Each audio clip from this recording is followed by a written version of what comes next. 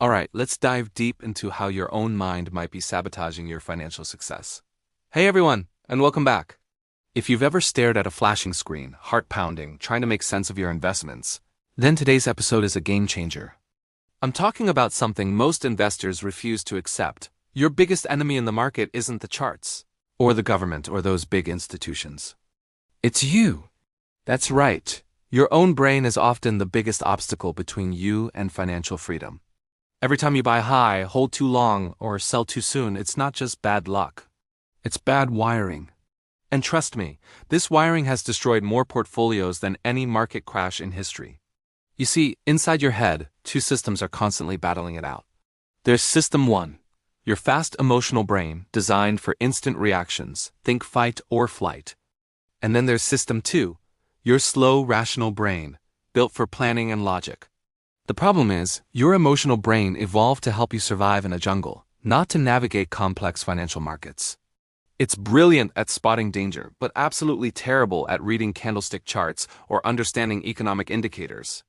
So when prices plummet, your instinct screams, run, and when they soar, it whispers, you're missing out.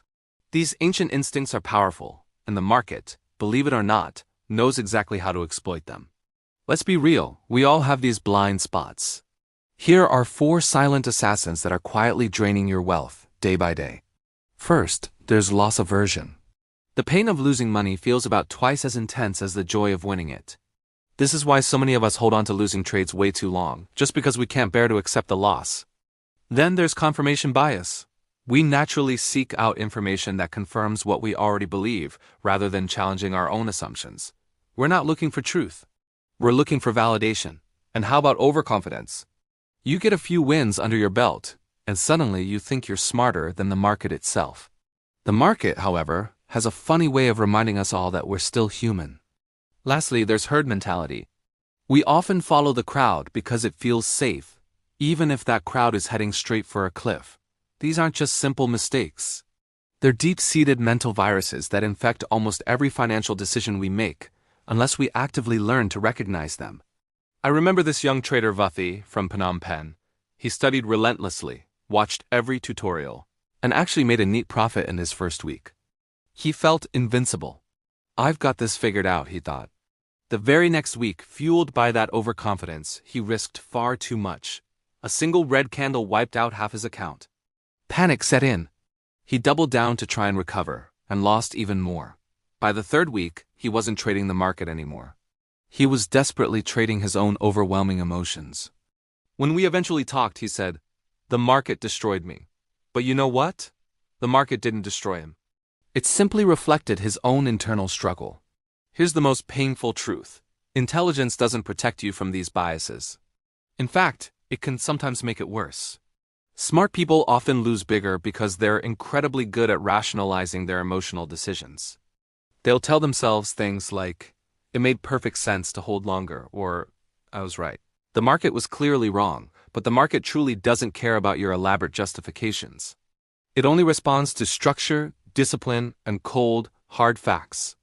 Money consistently rewards discipline, not raw IQ. That's why sometimes ordinary individuals with calm, steady minds will consistently outperform so-called experts who are driven by their emotional egos. Think about it. When you hit a winning trade, your brain releases a rush of dopamine, that same chemical linked to gambling and pleasure. It feels incredible, and you instantly crave that feeling again.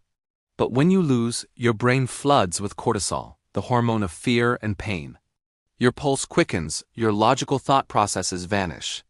All you want is relief from that discomfort. This leads to impulsive buying, emotional selling, and a self-destructive cycle that repeats itself. This isn't just bad trading, it's neurochemistry in action. Until you understand these powerful biological forces, you'll feel like a puppet being controlled by your own internal wiring. This creates a dangerous loop of self-destruction. You win, feel invincible, overtrade, lose control, then panic, cutting losses far too late. You swear you'll never do it again, but your brain quickly forgets the pain, and the cycle continues. This loop doesn't magically end with more experience. It only ends with conscious awareness. You can't simply stop feeling emotions, that's impossible. But you can absolutely train them.